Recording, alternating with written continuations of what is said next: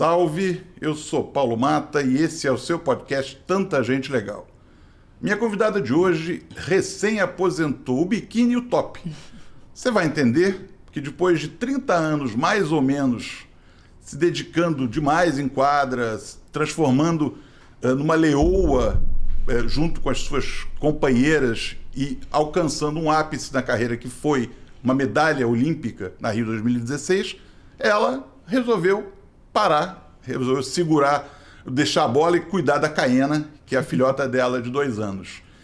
Hoje ela está num momento de reinvenção e ela é nossa convidada para contar um pouco desse muito que ela viveu e um pouco do muito que ela tem por viver. Então eu agradeço demais e saúdo a nossa convidada de hoje, Agatha Bednarzuk Rippel.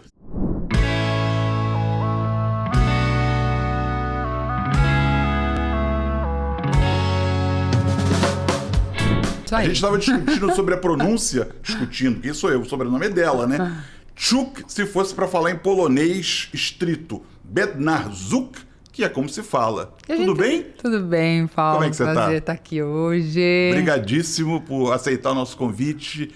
Só para vocês saberem, a gente se conhece, e eu vou começar justamente por aqui. Eu conheci a Agatha quando nós fazíamos assessoria de um torneio icônico na história do vôlei de praia do Brasil, que é o Rei e Rainha da Praia, disputado ali na arena na Paul Redfern, em Ipanema. E a Agatha chegou do jeitinho dela, chegou paranaense, mas não tanto, um pouco desconfiada, mas ao mesmo tempo muito comunicativa, mas sobretudo com uma garra que era pouco comum. A gente não via isso muito.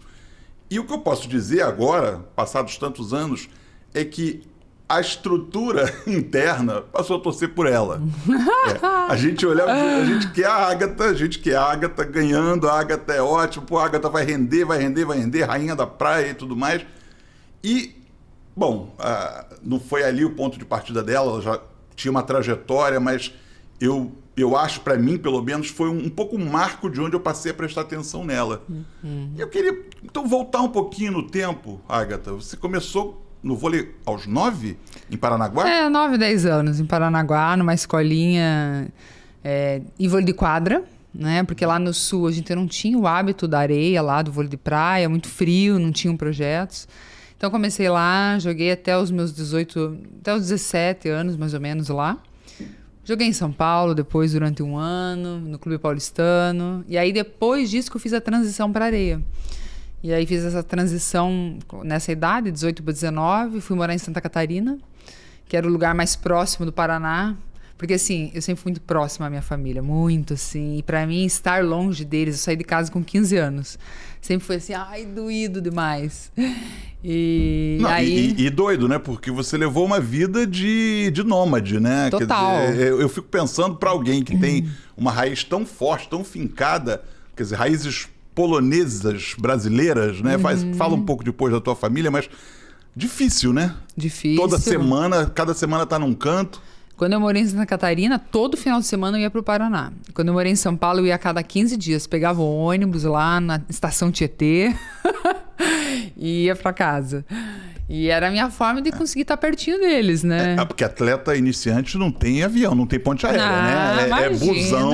É busão, total. Metrô, busão, seguindo, né? E é isso. O que você lembra desse início de trajetória? Quer dizer, o esporte amador, como a gente chama, né?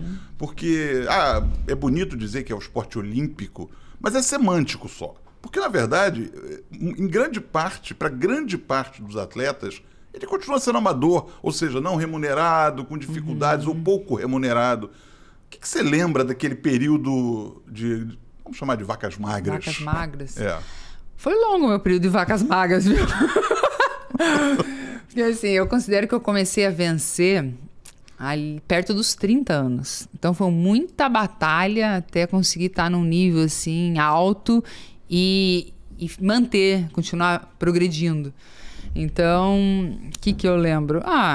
Eu já morei em casa de amigo para me ajudar. Uma das minhas amigas que deixou eu morar junto com ela, eu morava no quarto dela, num colchãozinho no chão. E a roupa da minha semana ficava numa mala no final do meu colchão. Então era um colchãozinho de solteiro. Eu passava a semana com as roupas que estavam naquela mala. Aí final de semana eu descia para Paranaguá, trocava a mala e voltava. Na época eu morava em Curitiba, né? Então essa foi um período assim... Mas sempre com muita felicidade no rosto, sabia, Paulo? Nunca assim... com tristeza ou um sentimento assim, puxa, não queria estar passando por isso, que absurdo. Jamais. Eu sempre via como um degrau na minha vida. Falei assim, não, para passar por isso, para o que eu quero conquistar, beleza, vamos embora.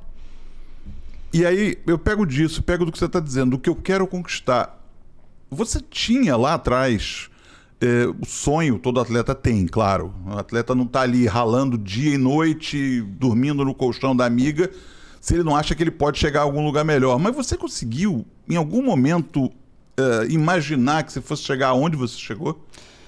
Olha, desde o início no esporte, para mim, o meu foco sempre foi Olimpíada. Sempre. Eu nunca duvidei disso. Então, eu não sabia como isso ia acontecer, quando iria acontecer, mas o meu foco, assim, foi... Para não dizer, assim, que foi... vou dizer que foi 99,9%. Teve uma vez, eu lembro disso, em 2009, que eu estava num período muito difícil, assim, de resultado, não estava legal, assim, as parcerias não estavam dando certo, que eu falei assim, quer saber de uma coisa? Eu não vou focar na Olimpíada, eu vou viver o vôlei como se fosse um modo de vida, um estilo de vida. Vou trabalhar como se fosse um trabalho, né? Vou ganhar meu dinheiro, né, nas etapas, com algum patrocinador que eu tivesse na época, eu tinha, né? E olha, durou uma semana esse pensamento, só. Porque aquilo me jogou para baixo de um jeito. E ali eu vi, assim, como eu precisava ter o meu sonho sempre ardendo dentro de mim. E eu acho que isso é para tudo, né? Eu levo isso para a vida, né? Como a gente precisa ter metas, isso me motiva demais a sair, conquistar, buscar, passar pelas dificuldades. Então, eu acho que foi a semana mais down da minha vida. E aí eu falei assim, não, eu preciso voltar, meu sonho tem que estar aqui dentro do meu coração, da minha mente. E aí continuei acreditando, óbvio. E aí você vê, né, fui viver ele só em 2016, né? E que lá ele era 2009. Não era tão longe, mas ainda foram mais 7 anos ainda, né? Correndo atrás disso. É mais um ciclo, né? Agora... você atribui essa tua gana, essa tua firmeza de propósito, à tua criação? É alguma coisa que você já nasceu com pai descendente ou polonês? Descendente polonês. Descendente polonês, jogou vôlei, tua tia também. Ou seja, você andou ali numa quadra desde criança. De onde você tirou essa determinação toda? É uma coisa tua? Eu acho que é um misto. Tem questões da minha personalidade, de não desistir, de acreditar.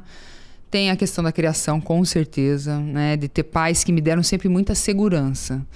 Eles não foram pais que ficavam na beira da quadra, torcendo, que iam para os torneios comigo, entendeu? Mas eles eram pais que deixavam eu viver o meu sonho. Então isso sempre foi incrível, porque eles proporcionavam, né, essa vivência para mim. E a fé, com certeza a fé, sempre agarrada em Deus. Toda a cidade que eu morava, a primeira coisa que eu fazia era encontrar a igreja que era próximo da minha nova casa. Que aí ali eu sabia que eu ia estar com Deus, com a minha família do céu, porque como eu sentia muito falta da minha família daqui da terra, eu sabia que eu precisava da minha família do céu comigo. Então era uma forma de estar pertinho deles, de estar me sentindo protegida. Então... Formação super católica? Super católica. Você fez todos os ritos? Todos os Primeira ritos? comunhão 3 anos, 4 anos de crisma, participei do grupo de jovens, fazia... Pra você ter uma ideia, até dentro da igreja, teve uma vez que o padre olhou para mim e me deu um teatro da missa de Natal. Eu produzi a missa de Natal, um teatro. Foi muito legal. Mas é nesse nível, sempre envolvida ali com a comunidade, com a igreja. Amo. Sou apaixonada. Muito legal esse recorte. Eu nunca tinha... Eu procurei, vi muita coisa, muita entrevista que você deu.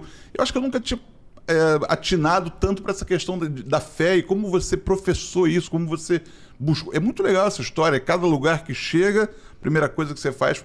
A gente vive um pouco de rituais, né? Tipo, cheguei, vou à igreja para ver perto de mim, buscar a família do céu. Isso Eu acho isso super bonito. Agora... E para completar, quando eu cheguei no Rio de Janeiro, eu tinha 21 anos. E aqui eu me senti realmente muito sozinha, porque eu vim para fazer parceria com a Sandra, né? E não tinha nenhum amigo aqui, né? E a Sandra tinha a vida própria dela, óbvio, né? Bem mais velha, com os amigos dela. Então eu estava aqui para o vôlei. Então eu pensei assim, puxa, eu preciso criar aqui o meu grupo do terço, porque lá na minha cidade a gente tinha o grupo do terço. Aí eu morava num prédio de mais de 140 apartamentos, Paula. Imagina a situação. Fui lá, fiz um recadinho, imprimi, coloquei em cada escaninho do correio. Imagine se 140 pessoas aparecem na minha casa. Uma casa de um quarto. Mas foi muito legal, porque apareceram umas 10, 11 mulheres. E aí a gente fez o primeiro terço no dia 28 de setembro de 2005. Então a gente tem esse terço até hoje. Ele até já se transformou em um terço online, porque as minhas amigas da oração, cada uma foi para um canto, né? Saíram do Rio de Janeiro, então agora ele é online para agregar todo mundo. Mas aí desse terço da oração, eu criei amizades profundas que eu tenho até hoje, então amizades de 20 anos, que foram madrinhas do meu casamento, madrinha da minha filha, Simone, vem desse terço. E aí é aquela coisa, né? De um grupo assim, você vai conhecendo mais pessoas, né? Então, maravilhoso, né? Aí todo mundo unido por um ponto em comum, que é a fé, que é a religiosidade e tudo mais. Fala do Papa. Vamos, a gente está sendo gravado aqui esse episódio pouco depois do falecimento do Papa Francisco. Conta um pouquinho o que você achava dele, como é que você o percebia, a falta que ele vai fazer. Ele foi um Papa muito humano, né? O Papa, essa coisa dele, escolheu o nome Francisco já, né? Para mim, a oração de São Francisco é maravilhosa. Para quem não conhece, que tem a oportunidade de conhecer essa oração, que ela é lindíssima. Ela fala para a gente ser instrumento de paz na Terra, para a gente ser usado por Deus para fazer o bem. E aí fala muitas coisas na oração. E ele ter escolhido esse nome eu já acho incrível. E como ele lidou com o papado dele, né? Um papado de muita humildade, de inclusão, de amor, do toque, né? Ele foi próximo das pessoas.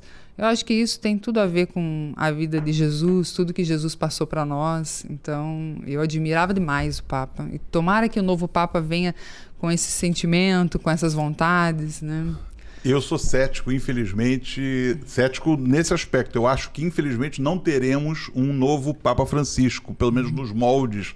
Eu acho que, infelizmente, a igreja vai andar para trás. Eu sou judeu, criado dentro do catolicismo, escola cristã e tudo mais, e admirava demais o Papa justamente porque ele conseguiu...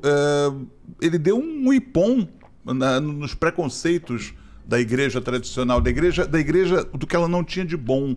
Né? A igreja estava recuperando tanta gente, trazendo tanto fiel de volta. Eu lamento, eu acho que a gente vai ver agora o conclave. Calma, vamos eu só espero. Não, eu só espero o conclave depois do filme. A gente vai ver agora. Parece que foi tudo, né? O roteirista, o sujeito que fez. Não assisti o filme ainda. Gente, vale a pena. Vale muito a pena, muito a pena, porque primeiro tem essa abordagem ritualística que é interessantíssima. É claro que talvez haja alguma coisa que seja ficcional demais, mas o roteirista certamente se calçou de muitas informações para fazer a coisa mais fidedigna possível. E é legal quando você pensa que eles vão se enclausurar em poucos dias, durante um determinado período, ver como é que pode ser mais ou menos o camerlengo, o fulano de tal, como é que você fecha, você está longe de todo mundo. É muito interessante. Assiste. E o filme alguns desempenhos Sabe o que eu estou assistindo? Aquele The Choosing. Nossa! Você assistiu? Eu não assisti ainda. Minha sogra tá doida para ver. Meu Deus, que maravilhoso. Nós sobre Jesus. Eu e o Renan estamos na segunda temporada, estamos amando. Renan também professa muito a religião. Como é que ele é? Ele é católico. E agora comigo, né, do lado, tá cada vez mais. Com a Carola do lado ali. Como é que foi? Como é que você conseguiu num ambiente... Eu não quero dizer no ambiente profano, não vou chamar o voleibol de ambiente profano, mas vamos colocar que o mundo lá fora não é propriamente um ambiente sagrado. Né? Quer dizer, como é que você fez? Teve bullying? Você era a Você era a menina, você era a jogadora que rezava, isso era bem entendido. Você conseguiu fazer jogadoras no circuito juntarem, fazerem rezas com você? Como é que foi isso? Não, eu nunca tive essa coisa de, vamos rezar comigo aqui, vamos ter esse momento. Não, eu acho que o principal é, nas minhas ações, no meu dia a dia, eu professar essa fé. Então, eu acho que eu não preciso pegar você na mão e falar assim, vem aqui rezar comigo o Pai Nosso. Não, eu acho que não é dessa forma. Legal. Então, nunca teve essa questão de bullying, nada, zero. Ótimo. A gente fez um recorte de religião, né? Gente, pra vocês entenderem, eu estou conversando com a Ágata do vôlei, medalhista olímpica, campeã mundial. Mas a gente entrou num campo que eu falei, vou explorar um pouquinho mais. Eu parei, chega de religião por enquanto. Né? Eu queria voltar aqui, você falou 2005, você chega no Rio. Onde é que é esse lugar? Tinha 140 apartamentos? Gávea. Onde era? Na Marquês de São Vicente mesmo. 140 apartamentos? 140 apartamentos. Era um prédio com 3 blocos. Nossa. E aí me explica uma coisa.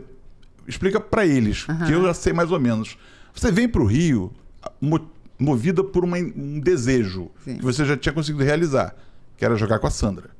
Sandra, 9 anos antes, Sandra Pires tinha se tornado, junto com a Jaqueline Silva, a primeira mulher brasileira medalhista de ouro no vôlei de praia e em geral. Por que você tomou essa decisão? Você já tinha tido parceiras, né? Já tá em 2005. Então eu estou fazendo aqui uma linha do tempo reversa. Você já tinha jogado com algumas parceiras. Tinha dado certo, mais certo, menos certo. Você achou que a Sandra ia fazer o que por você? Que ela ia te ajudar a mudar de patamar?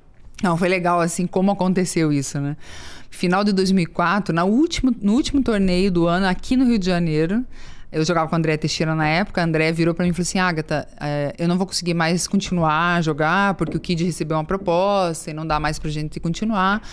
E aí acho melhor você então ver alguém pra você fazer uma parceria nova. E aí eu fiquei pensando, meu Deus, quem que eu vou chamar, né, pra fazer essa parceria? E aí eu fui rápida nesse pensamento. Na própria etapa, eu já mirei na Sandra. Eu sabia que a Sandra e a Ana Paula iam abrir, elas tinham vindo da Olimpíada, né, de 2004 ali de Atenas, né? Eu já sabia que aquele time não ia continuar. Então eu esperei acabar o torneio, que eu não avancei, né, mas elas fizeram acho que a final do torneio. E chamei a Sandra. Falei, Sandra, queria muito conversar contigo. Podemos conversar? Ela, não, beleza, Ágata, deixa acabar o torneio e me encontra lá no quiosque. Acho que ela queria, né? Vamos conversar no particular, né? E aí a gente se encontrou e eu falei assim, Sandra, eu queria me candidatar à vaga para jogar com você. Porque tinha que ser essa palavra. A Sandra estava aqui, gente, eu estava aqui. Então eu olhava para ela e falava, gente, essa mulher é maravilhosa, tudo que ela conquistou. Pô, se eu puder estar do lado dela, olha quantos caminhos que ela vai poder me abrir, quanto ela vai poder me ensinar, tudo que eu vou poder aprender. Então foi essa a ideia e o sentimento, me candidatar à vaga para estar do lado dela. Ela me cozinhou um mês, Paula. Eu voltei para o Paraná de férias em dezembro e fiquei esperando a danada me dar uma resposta. Ela falou assim, Ágata, espera que eu vou conversar com a minha comissão técnica e aí te dou uma resposta. Aí depois desse mês ela me deu ok, maravilhoso. Ela falou que ficou em dúvida entre eu e mais uma garota mais nova também na época, mas ela falou que me escolheu pela minha coragem de ir falar com ela. E aí foi ótimo, porque aí em janeiro de 2005 eu estava pisando no Rio de Janeiro, ela me deu todo o suporte, principalmente no início ali, com questão de moradia e a questão da equipe. Aí eu fui entendendo como funcionava o vôlei de praia, eu tinha uma equipe só para mim, porque até aquele momento os lugares que eu treinei era sempre aquela questão assim de pessoas ajudando, muitas pessoas treinando junto. Então ao lado da Sandra eu tive aquela questão, a equipe é só nossa, né? A gente não tinha grana, não tinha muito patrocínio. Eu tinha um patrocínio pequeno lá do Paraná e ela estava sem patrocínio. Então a nossa equipe era enxuta. Mas mesmo assim, só pelo fato de ser a Sandra, a mídia se abriu, todo mundo quis me conhecer. Pô, quem que é essa menina nova que está chegando no Rio de Janeiro para jogar com a campeã olímpica, Sandra, né? Então realmente eu posso dizer assim que 2005 ao lado dela foi o ano que as portas se abriram, que é o ano que eu me tornei profissional mesmo do vôlei de praia. É isso, eu tô te ouvindo, tô pensando. E lembrando, né? Aquela brincadeira do esporte amador e do esporte pra a Vera, né? Quer dizer, com estrutura, mesmo que sem tanta grana, a Sandra sempre se cuidou demais. Sim. A Sandra, gente, é rainha, eterna rainha. Sandra é musa, é diva, Sandra jogou tudo. E eu acho que, quer dizer, eu acho não, ela calculou direitinho o que ela tinha. Ela tinha muito a te dar, mas você tinha muito a dar a ela. Você seria uma segunda dela, você faria o trabalho sujo. Sim. Né? Você ia se esfalfar em quadra de um lado para o outro, você ia correr, fazer tudo para tentar preparar a jogada, para botá-la na pinta, né? Para botar na pinta para ela. Como é que foi a parceria em termos de resultado? Quanto tempo vocês ficaram juntas? Qual foi o apogeu aí dessa parceria? A gente ficou 1 ano juntas, só o ano de 2005. A gente teve uns 2 ou 3 pódios no circuito brasileiro. E no circuito mundial a gente não chegou a pegar pódio, mas a gente pegou semifinal na Rússia, que eu lembro. E a gente começou no ranking, porque ela tinha muita pontuação, né, no circuito mundial. E no final, aí acho que a gente já tinha caído mais da pontuação. Mas a gente começou muito bem, manteve durante o ano, e aí no finalzinho caiu, assim, um pouco. Mas foi uma parceria muito boa, assim, de resultado. Não eram os resultados que ela estava acostumada a ter, óbvio, né? Mas para mim eram resultados bons, porque eu estava começando, então... Imagina, eu nem sabia direito o que era circuito mundial. A primeira vez que eu viajei para fora na vida, Paulo, foi para a China. Foi do lado dela. Você pensa, eu fiz aqueles voos gigantescos. Foi meus primeiros voos internacionais, tirando o Paraguai. Que é ali do ladinho, né? No Paraná. Mas o Paraguai você voou ou você pegou Buzum? Não, Buzum, Ponte né? da Amizade, Buzum. No... Primeiro voo Primeiro foi... voo pra China pra jogar com ela. E aí a gente já conseguiu um 5º lugar. A gente até não avançou na competição porque ela estava gripada e a gente não pôde jogar a disputa pra CM.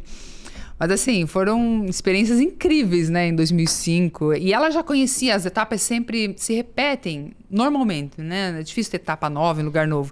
Então ela já sabia tudo da etapa. Então eu chegava lá, Agatha, vamos comer nesse restaurante. Agatha, vamos fazer isso, academia é ali.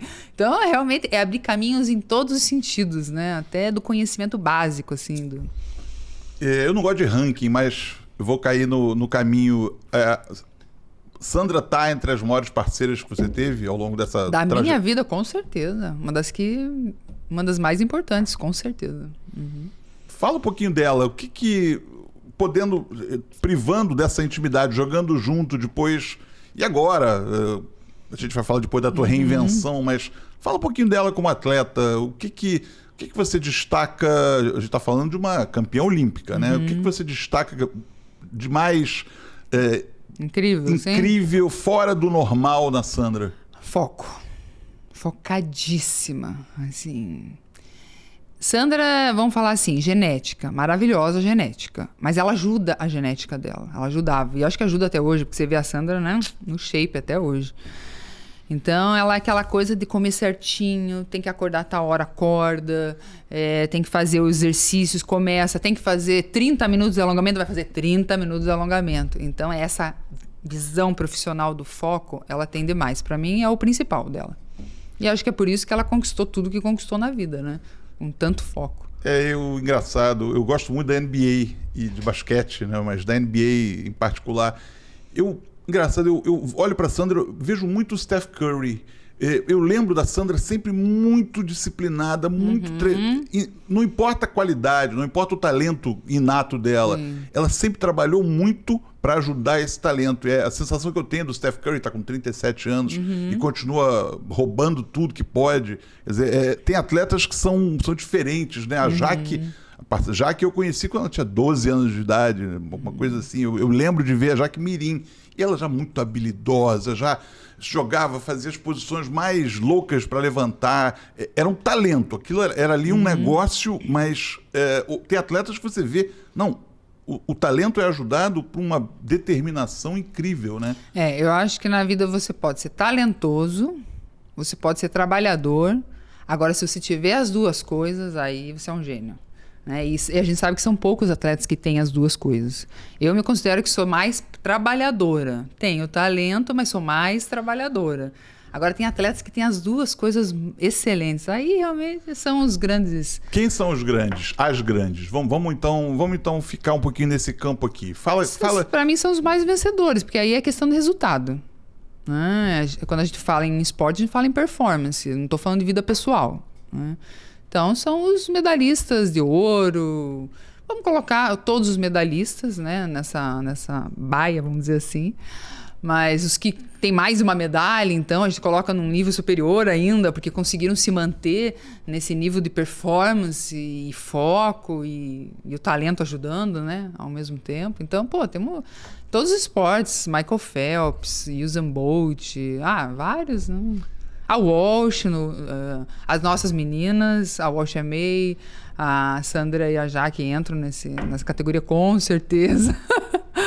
Tem alguém em quem você mirou? Dudiana entra nessa categoria talento e trabalho demais, eu acho. É isso. Não, você não chega onde elas chegaram sem muito disso tudo aí que você está dizendo, né? Você mirou em alguém? Você teve um modelo na hora em que você construiu a tua carreira? Alguém que você olhava e dizia, cara, se eu chegar perto disso, terá sido a glória, porque eu admiro demais. Então, quando eu comecei a jogar, como era quadra, minhas ídolas eram da quadra. Então, eu amava a geração de Virna, que depois eu consegui me tornar amiga. Achava o máximo ser amiga da Virna. Leila também, que ficou próxima, depois foi pro vôlei de praia, né? Ana Paula, Ana Moser, Fernanda Venturini, Ana Flávia. Toda essa geração, para mim, foram ídolas, assim, porque eu vi aquela Olimpíada de Brasil e Cuba. Aquela Olimpíada que acendeu a chama aqui, entendeu? Quando eu vi aquele jogo, quando escutei Gloria Estefan tocando, entendeu? Cantando aquele hino maravilhoso. Falei, é isso que eu quero viver essa energia, quero jogar isso, quero representar meu país. Então, aquilo ali foi o meu fogo que ardeu até o final. Que arde, né? Arde, porque a gente... Então vamos avançar essa fita. Você pendurou, como eu brinquei, né, o top e o biquíni e está se reinventando. Um pedaço da tua reinvenção tem a ver com isso aqui que a gente está fazendo. Verdade. Né? Quem te assiste já sabe, você está no Sport TV, comentando e muito bem, com essa tua comunicabilidade que eu acho que é absoluta e, na verdade, é absoluta porque é um talento teu e porque você faz com muita sinceridade. Eu acho que tudo que é feito com sinceridade, tudo que a gente percebe que a vera, não é fake, passa bem. Eu acho que você passa isso muito bem, né? Então, me fala um pouquinho dessa reinvenção, fala um pouquinho de estar do lado de cá. Como é que você está se preparando para isso? Como é que você recebeu o convite de migrar pro lado de lá, né? Então, eu tive a experiência no momento que eu estava grávida da Caena.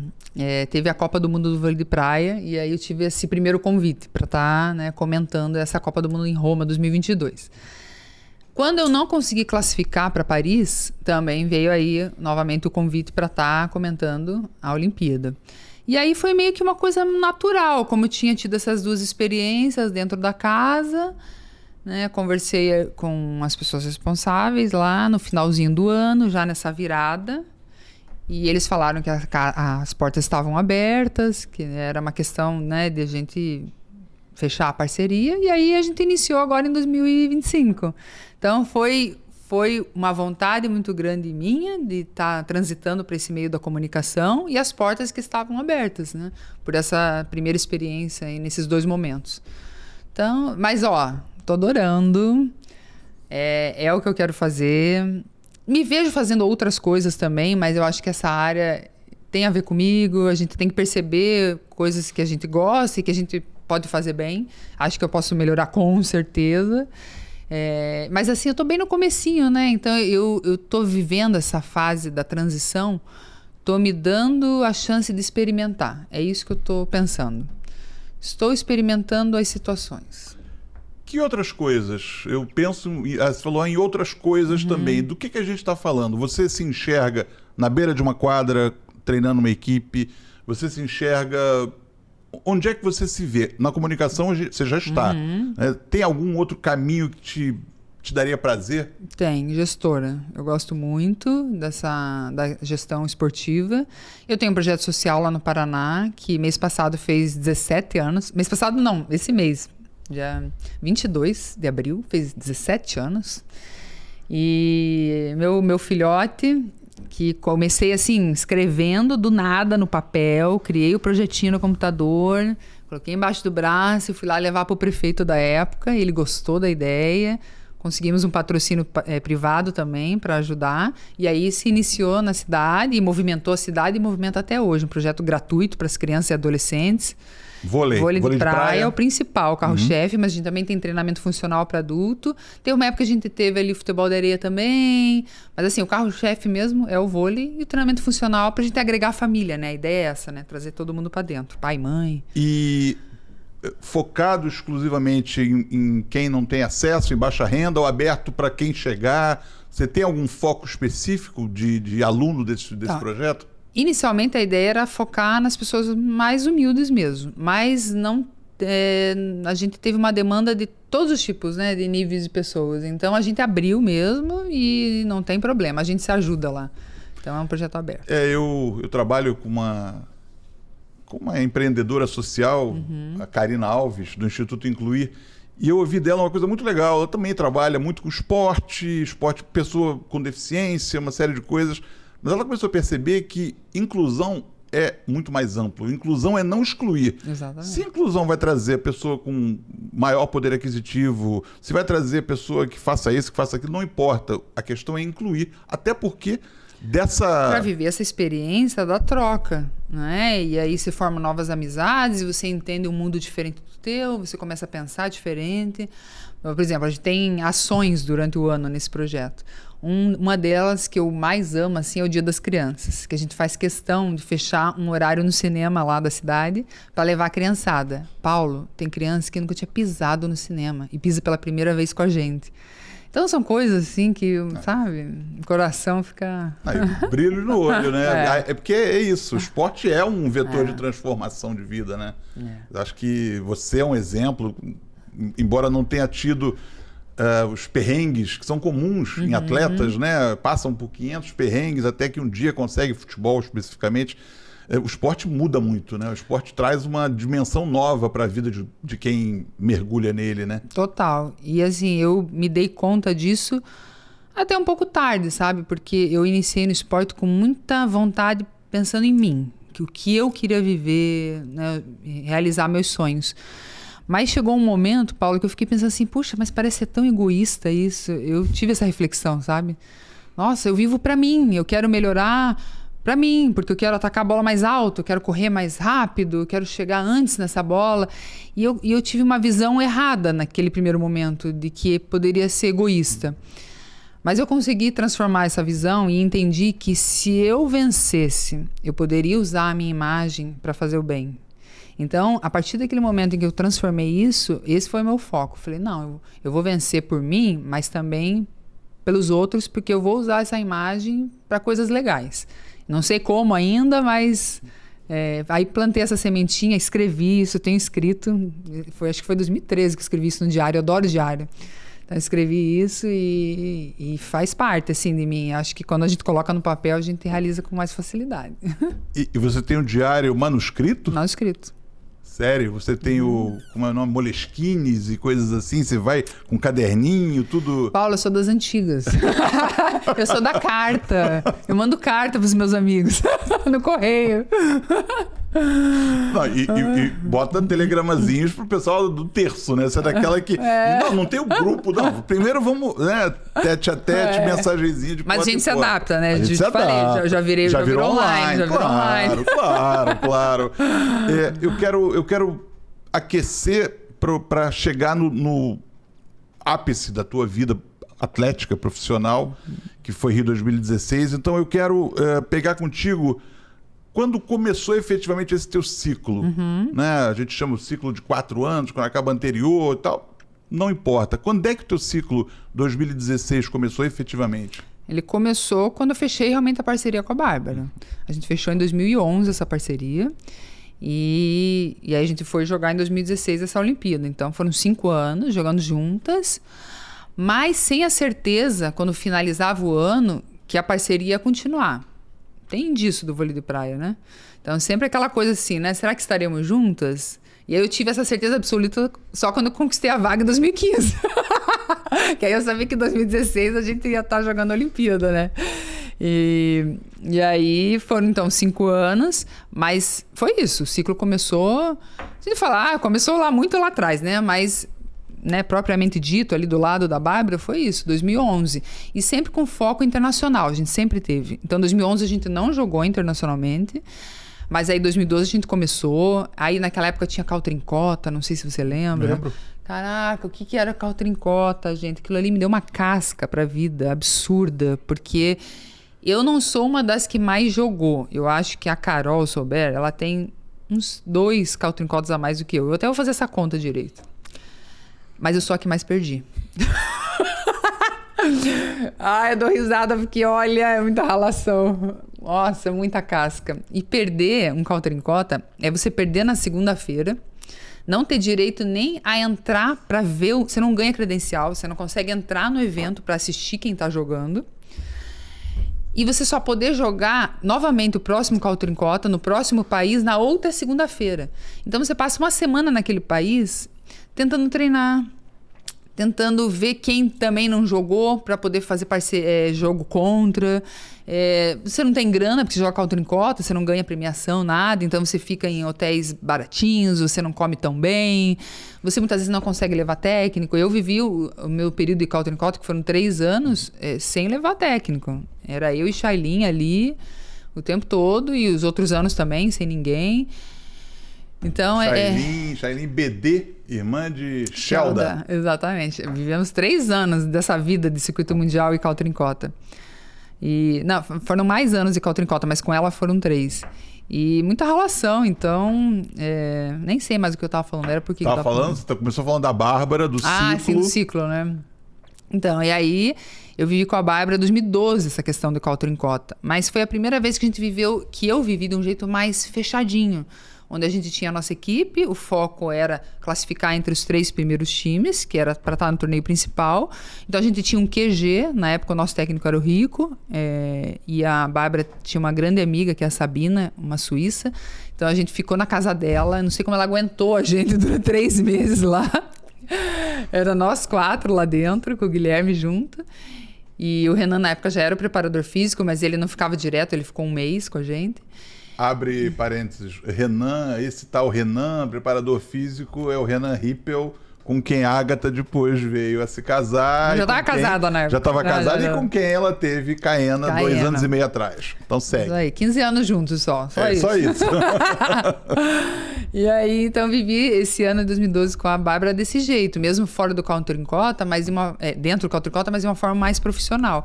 Aí chegou o final do ano 2012, classificamos, conseguimos estar dentro, e aí final de 2012 vem o balde de água fria. Seleção brasileira de vôlei de praia, onde eu não fui chamada, a única atleta que não foi chamada. E ali abriram o nosso time, colocaram a Bárbara para jogar com a Lili, e eu não estava convocada. Eu só fui ser convocada em março de 2013, sou boa de data, né? Sempre falo a data. Março de 2013, naquele momento eu tinha acabado de ser campeã brasileira. E aí eu fui chamada, então foi assim, na relação mesmo, mostrando resultado, vendo que o voleibol era a única coisa que eu tinha na mão. E interessante, você foi alijada da seleção, né? Você tá dizendo, eu não fui convocada. Eu não sei, você tem uma resiliência muito grande, né? Uma palavra que a gente agora começa a usar muito, a gente aprendeu, né? O mundo precisa, o clima precisa, a cidade precisa, as pessoas precisam, os mais novos vencem. Você nunca foi se queixar, não me lembro de ter visto queixas públicas tuas, eu fui preterida, eu isso, eu aquilo. Como é que você administrou as frustrações para fazer delas combustível para superar? Com Deus? Só com Deus mesmo. Eu me fechava. Eu sou assim, uma coisa bate em mim ruim, eu me fecho. Igual a tartaruga. Entro no meu casulo, fico lá quietinha, maquinando e vendo o que eu posso fazer diferente para mudar aquela situação. Então, no primeiro momento, eu não sou aquela pessoa que vai gritar, vai bater na porta, vai explodir. Ao contrário, eu me volto para dentro de mim e tento mudar a minha realidade para fazer alguma coisa diferente, para mudar a realidade exterior. Aí depois, se precisar, poxa, vou ter que falar com alguém, vou correr atrás, vou fazer. Mas o primeiro momento é eu comigo mesma.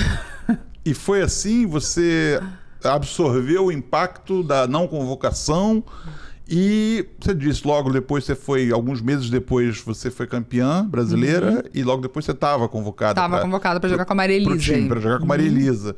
Aliás, Maria Elisa é outra que a gente viu surgir no Rainha da Praia.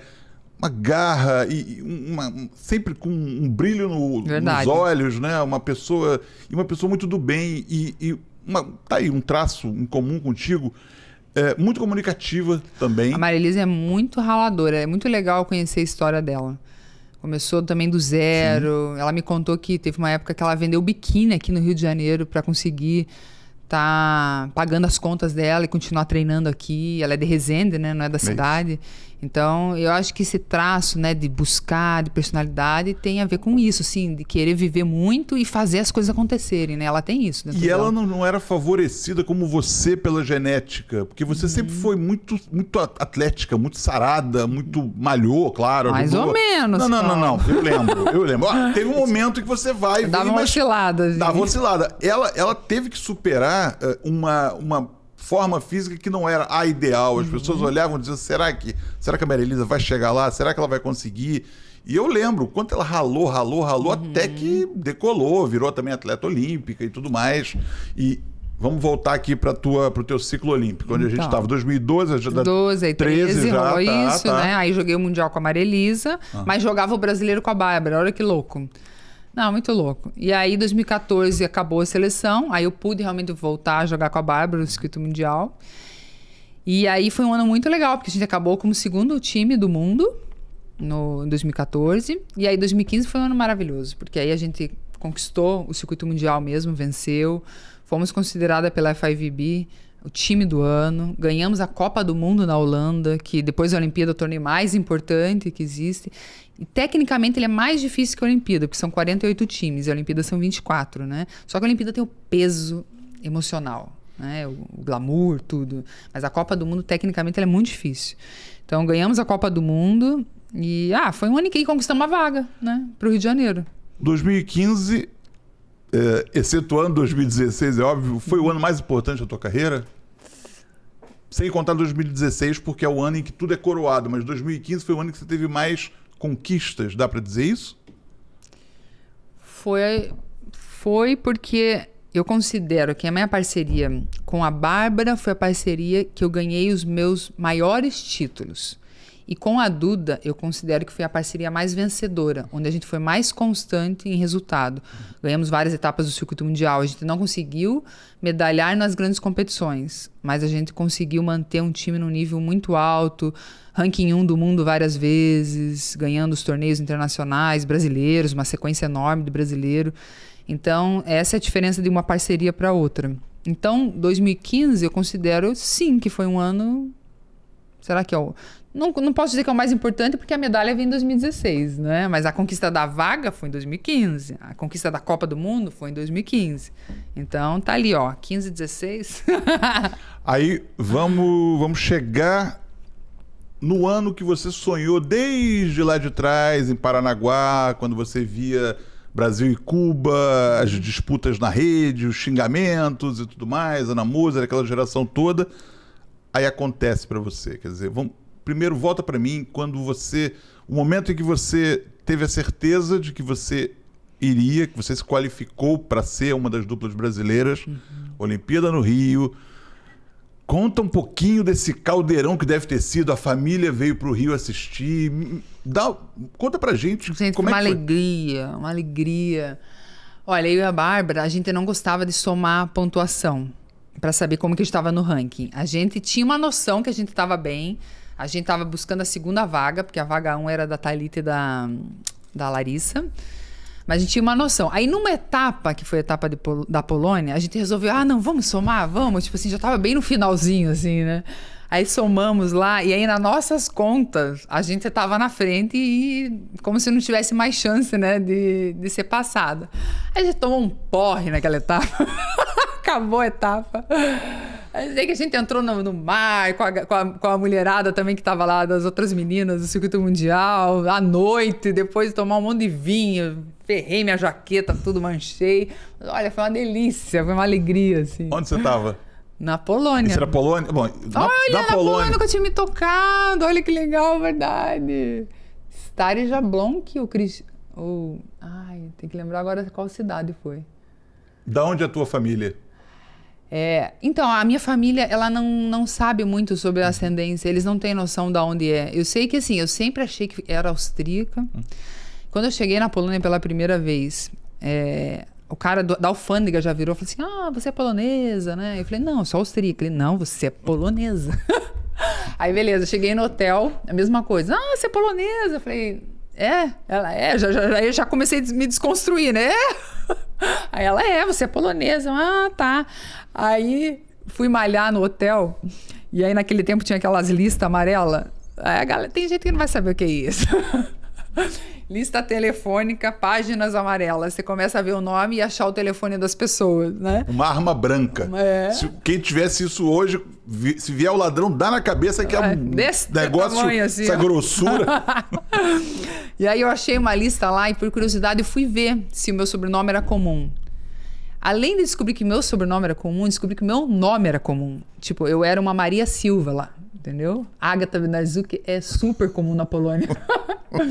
E aí eu vi assim, não, realmente eu sou polonesa. E aí, óbvio que eu fui conversar com a família, assim, mas isso é porque eu também não tinha buscado essa informação com os meus familiares. Aí eu fui realmente buscar polonês. Mas assim, por parte de mãe é toda italiana. Então, toda italiana, então é essa mistura. Tá vendo, né? Italiana. Esse gestual não engana, né? É uma polonesa, mas não troppo, né? Tem uma... Quem sabe essa comunicação? Não é essa comunicação, né? Agora, que coisa interessante. Interessante não, né? Porque, obviamente, falando com uma pessoa religiosa como você, é óbvio que você percebe que isso tem a ver com Deus. Agora, que coisa, você está trazendo uma história... Tinha que ser na Polônia. Quer dizer, o momento em que você cai na real, que você poderia estar próximo de realizar o grande sonho da tua vida, e aí tem uma porra imemorável com as amigas, com tudo, podia acontecer em qualquer lugar do mundo. É verdade. Mas por acaso aconteceu lá. Ou por acaso não, né? Eu tenho esse papelzinho guardado, colado na diária. Das continhas. Essas coisas são pro coração, né? Incrível. Aí você volta pro Brasil, vocês voltam pro Brasil. Aí a gente volta, aí a gente joga ainda a etapa teste, que eles chamam, aqui no Rio de Janeiro. E aí a gente fica em segundo, se não me engano. Aí até passa as meninas, que na época a gente estava disputando vaga com a Juliana e com a Marilisa, né? A gente passa elas, ganha delas, quer dizer, no torneio. Então ali meio que sacramentou. Só que naquela época a regra da segunda vaga era escolha da confederação. Não era meritocracia. Aí a gente tava assim, empolvorosa o nosso time, né? Porque, a gente tinha total condição, já tínhamos ganhado na questão de pontuação, mas tinha que sair oficialmente o nosso nome. E aí, óbvio, depois de alguns dias saiu que era a gente, aí teve coletiva de imprensa, no Comitê Olímpico, foi legal pra caramba. Aí eu vivi só alegria. Foi uma delícia, assim, viver todo esse momento. A classificação, aí os familiares. Aí cheguei em Paranaguá. Quando eu ganhei a Copa do Mundo, eu andei em carro de bombeiro. Tinha a faixa pra mim no aeroporto. Nossa campeã. Assim, todo mundo perto de mim viveu demais. Todas as minhas conquistas, assim. Foi muito gostoso, assim, poder dividir com eles. Aí, bom, vem 2016, você morando no Rio... descreve pra gente o período olímpico, esse aquecimento, a cidade. Você viu de dentro o que a gente viu de fora, a gente viu a cidade ficar linda, uma cidade talvez nunca tenha ficado tão bacana quanto a Olimpíada muda uma cidade, né? Quem curte esporte sabe que a Olimpíada muda tudo na vida de uma cidade, pelo menos durante o tempo, né? Infelizmente o legado nem sempre, né? Vide Atenas, o legado nem sempre existe, mas aquele período é mágico. Mágico. Claro, você ficou treinando, você ficou enclausurada, mas a família veio pra cá, como é que foi isso? Então, aí a gente sabia que tinha conquistado a vaga em 2015, e teve umas férias legais, e iniciou 2016 com foco total em Olimpíada. Então a gente começou um trabalho pesado, com foco em estar muito bem no meio do ano. E aí os resultados estavam difíceis no início, assim, a gente não tinha resultados legais. E aí rola aquela ansiedade, puxa, nesse ano, como que a gente não tá tendo resultado legal, né? Depois de 2015. Mas assim, a gente foi se acalmando, a comissão conversava com a gente, falava, não, foca no meio do ano, calma, né? Então, a gente tinha psicóloga na época, que era a Maíra, que até ficou comigo nesse último ciclo com a Rebeca. E a Maíra fez um trabalho excelente para estar fazendo com que o time estivesse sempre unido, principalmente nesse ano de 2016, foi ótimo. Então, em matéria de resultado, foi isso. Foi até um ano difícil, a gente teve alguns pódios, mas o foco realmente era a Olimpíada. Em matéria, assim, de família, nossa, todos viveram comigo todos os momentos. Na época, um pouco antes da Olimpíada, eu consegui um patrocínio, que o patrocínio era para falar sobre a mãe, a história da mãe com a filha, né? Ou o filho, né, que estivesse na Olimpíada. Eles escolheram 4 atletas. Era o Thiago Pereira, a Jaque, eu e o Zanetti. E eu fui um desses 4. Eu achei incrível ser um dos 4. E aí, por causa disso, Dona Maria José, minha mames, aproveitou demais a Olimpíada, porque aí ela viajava para São Paulo para fazer curso de como se portar na televisão, e vinha para o Rio de Janeiro, e aí era palestra, e aí tinha momentos comigo, eventos. Aí na época da Olimpíada, ela pôde ficar no hotel lá das mães olímpicas. Aí consegui ingresso para ir em vários esportes, não só no meu. Aí quando ela chegava na minha arena, por ter essa filmagem, porque o foco era ela, não era eu. Então, por ter essa filmagem em relação a ela, quando ela chegava, era sempre assim, era uma galera, né? Só para explicar, tinha um QG, um bar em Copacabana, que chamava Imortais, onde a minha galera se reunia lá antes dos meus jogos. Então, eles se reuniam lá, eram cerca assim, de 30, 40 pessoas, e aí eles iam pro meu jogo, e quando voltavam, que normalmente era vitória, graças a Deus, voltavam para esse bar e comemoravam. Aí, o que rolava? Quando essa galera ia chegando na arena, o cara com o megafone começava: olha, a mãe da Ágata chegando, abre alas, a mãe da Ágata. Então você pensa que a dona Zeca não viveu na Olimpíada. Aí ela chegava na arena, ela tinha um lugar dela. Aí, às vezes, a cadeira dela era em outro lugar, mas ela ia pro lugar dela. Então, todo mundo sabia que a dona Maria José estava ali. E aí, toda a galera, por ser no Rio, a gente tinha essas coisas, né? Que a galera muito querida deixava, né? Lógico. Vamos ficar todo mundo nesse canto. E ficava todo mundo naquele canto. Então, eu, quando fazia um ponto, eu sabia que a minha galera estava naquele canto. Eu virava para aquela galera. E é genial porque dona Zeca foi mãe de atleta quando dava pra ser mãe de atleta, porque você disse, muito louco, meus né? pais nunca conviveram com beira de quadra, o que foi ótimo, os técnicos agradeceram, porque pai de atleta, pais de atleta são uma praga, né? Porque eles acham, eles ficam em cima, eles cobram, não, é um inferno, que nem mãe de modelo, né? Quer dizer, os teus pouparam as tuas equipes e treinadores, até que foi um momento que aí ela podia... Ela viveu glamour, viveu a Olimpíada, ó, a nata. Chiquérrima, né? Chiquérrima. Chiquérrima. Aproveitou demais. Então, por isso que eu digo, assim, foi uma Olimpíada maravilhosa, assim, porque eu pude viver esses sentimentos, essas alegrias. E em relação a sentir a Olimpíada na cidade, Paulo, eu morava a 4 quadras da arena de Copacabana. Eu vi aquela arena ser construída do zero. Todos os dias eu passava naquela arena e falava assim, caraca, eu vou jogar aqui, meu Deus. Aí eu olhava, meu Deus, olha o tamanho que ela tá ficando, meu Deus. Eu vivia, tipo assim, não sei, acho que foram uns 4 meses de construção. Uns 4 meses nessa... Não é uma ansiedade, claro, assim, mas naquela alegria, sabendo assim, pô, daqui uns meses eu tô aí dentro, né? Que delícia. Foi um quintal da minha casa, total, incrível. Os jogos, aquele mês, como é que foi pra você? Bom, vamos lá, vamos dar um spoiler de quem já sabe, né? Nossa medalhista, a Ágata, trouxe, junto com a parceira, a medalha de prata pra nós.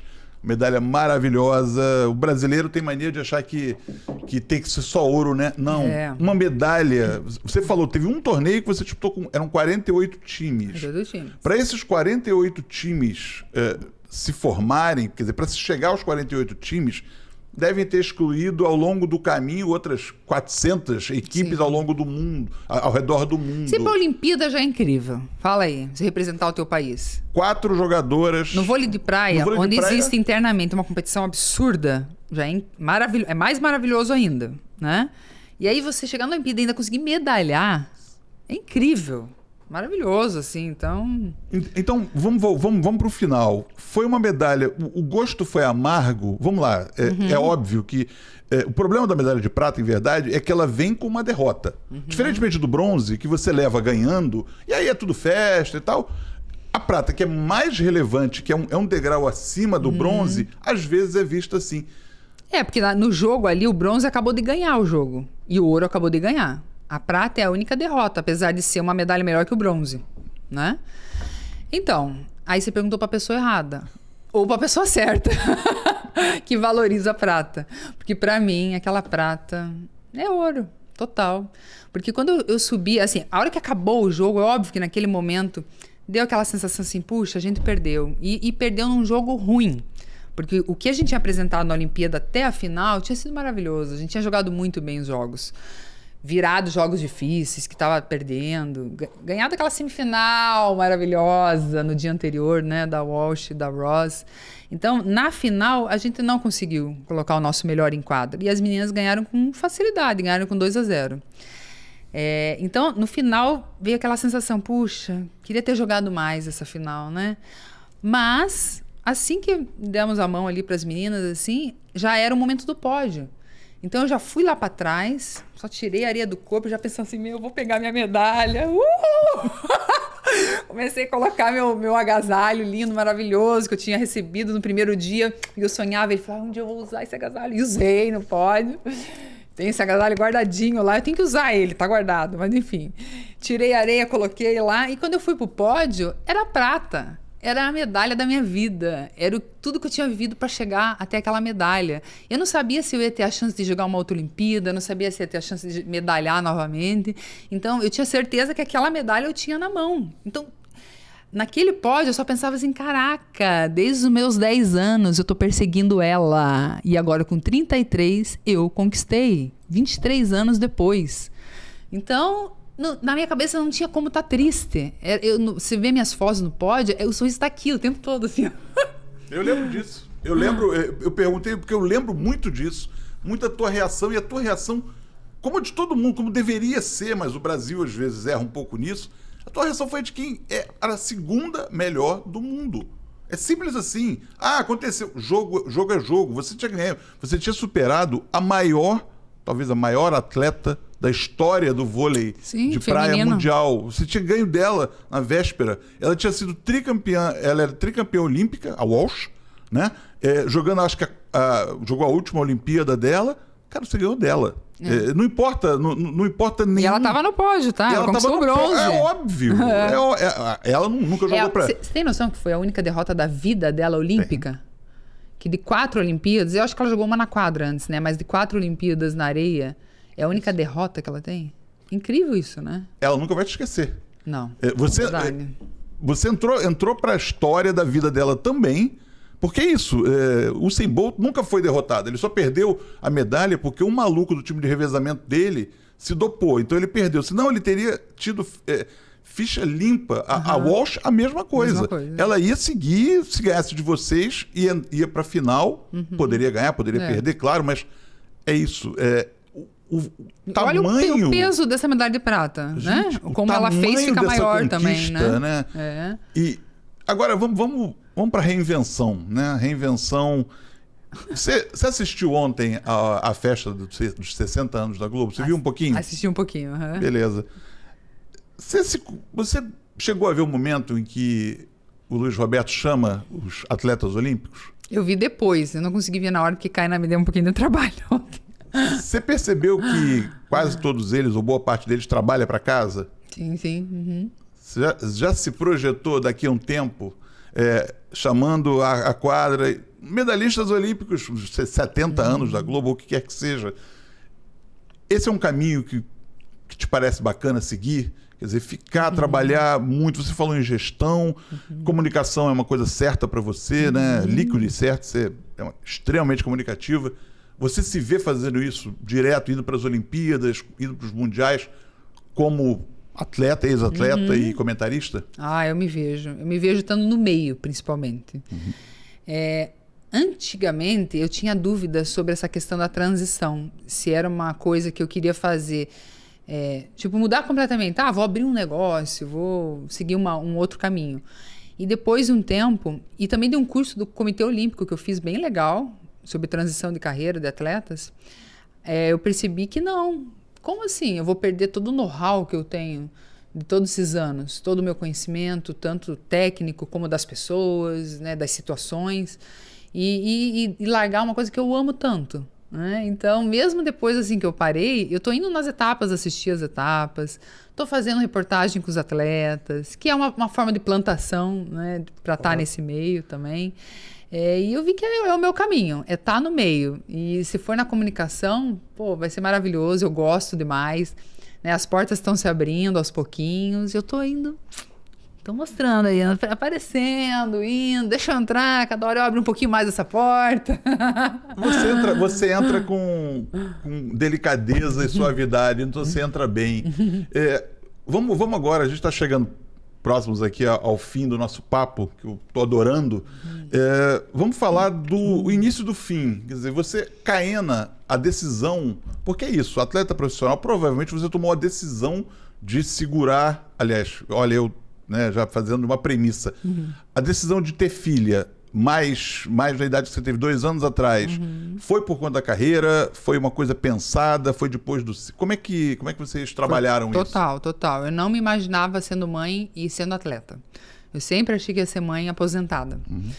E aí, quando chegou o final de 2021, né, quando a gente abriu a parceria ali, eu e a Duda, eu tive essa sensação que eu achei que eu nunca ia ter, que era continuar jogando, mas... com vontade de ser mãe ao mesmo tempo.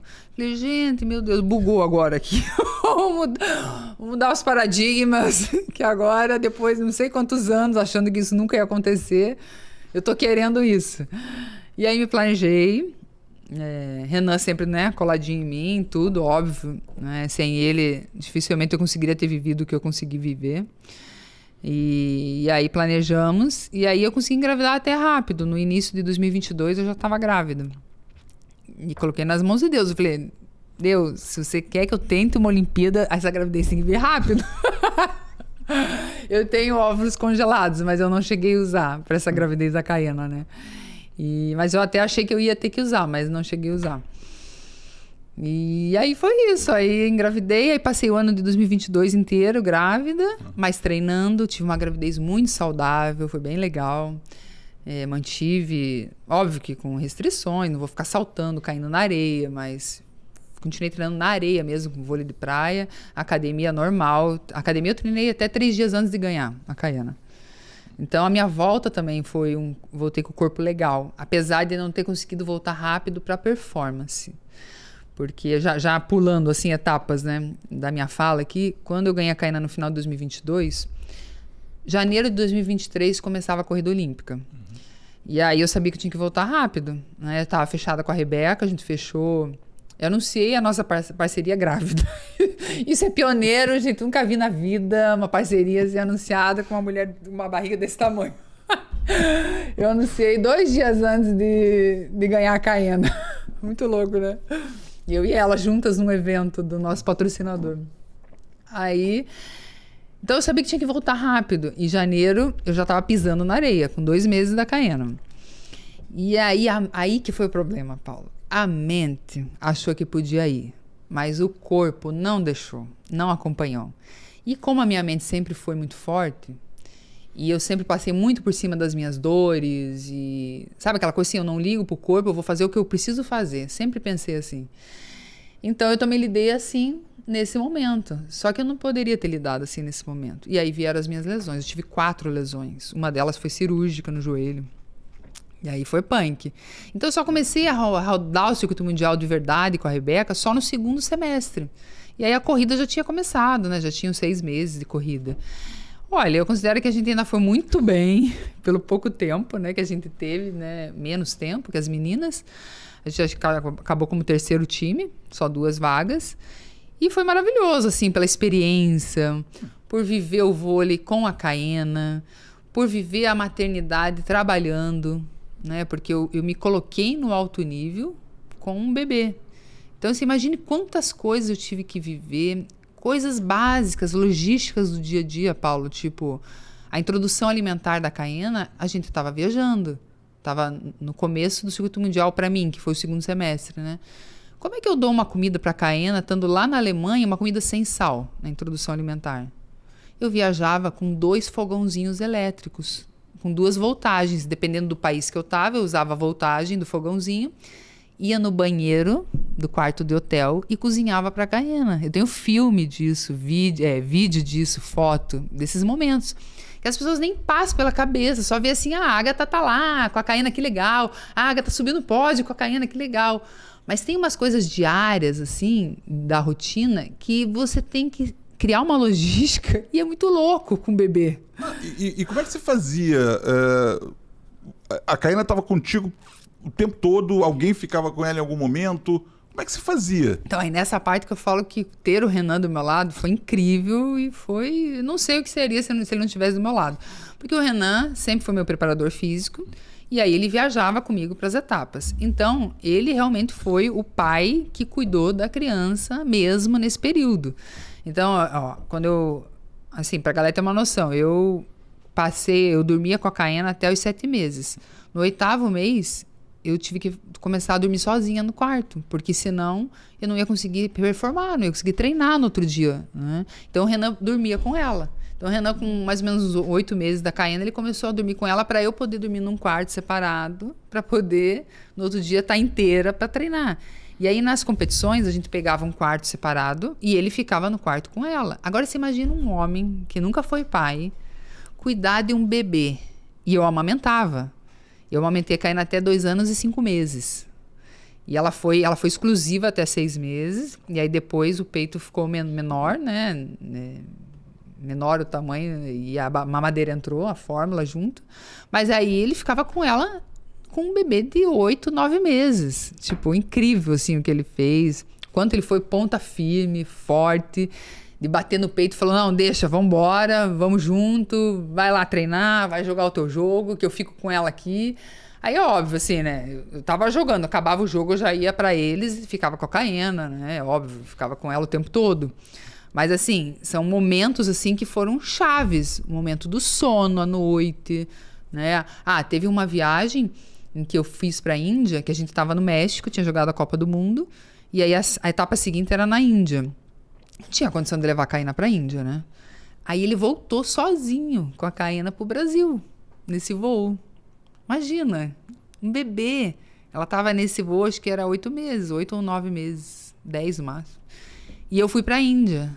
Ai, meu Deus, pra mim, assim, esse momento foi horroroso. Que foi o primeiro momento em que eu fiquei muito tempo mesmo longe dela. Que aí acho que deram uns 8 dias, assim. E aí ele ficou com ela, aí a gente tinha a nossa babá. E aí eu sempre puxava uma das mães, né? Ou a minha sogra ou a minha mãe, pra ficar junto lá em casa. E aí ficavam os 3 cuidando da Caiena pra eu poder estar jogando uma competição fora do país.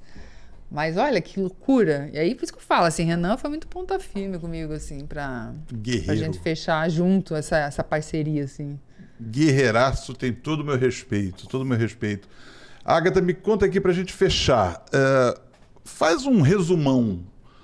Valeu a pena esse sonho, esses 20 e tantos anos? Você alcançou o que você esperava também financeiramente? Você conseguiu... a gente fala em independência financeira, como se a gente não dependesse de dinheiro o tempo todo, né? Parece umas expressões meio doidas, mas... Faz pra gente fechar um resumão do que o voleibol é e foi pra você. Valeu tudo a pena. Muito a pena. Faria tudo de novo. E é muito louco, né? Você não perceber como vai ser. Você só sabe o que você quer. E aí, por você não saber como vai ser o caminho até chegar lá, esse sonho tem que estar muito forte. Porque você vai passar por tanto obstáculo, vão ser tantas portas fechadas... E você tem que ir como a água, sendo flexível, né? Desviando, e para conseguir o teu objetivo. Às vezes, esse objetivo até muda, sabe, Paulo? Por exemplo, eu achava que ia ser atleta de vôlei de quadra, que eu ia representar meu país nas quadras, e no final acabei representando nas areias. Maravilhoso também, mas mudou, né? E ter essa mente aberta, cabeça legal. Então...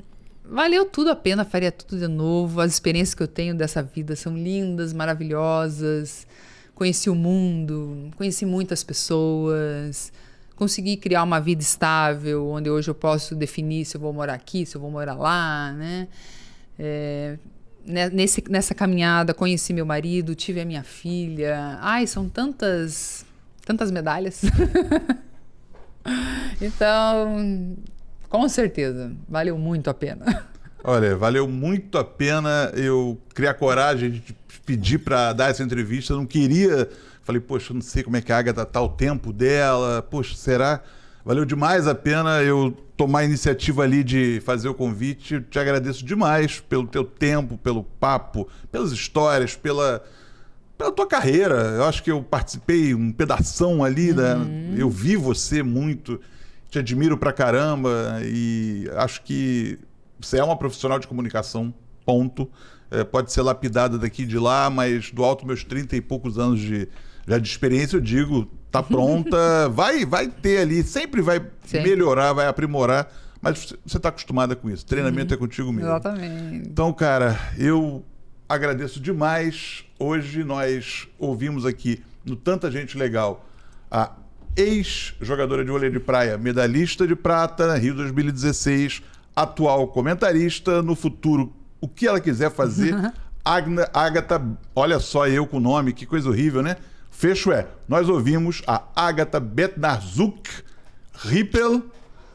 Foi prazer, bom demais. Bom demais, aqui. Campeã. Bom demais. Obrigado. Obrigado. Eu sou próxima, mas tem que ter coragem. Não, viu? coragem. Que delícia. É só como funciona. Obrigadíssimo. Olha, valeu.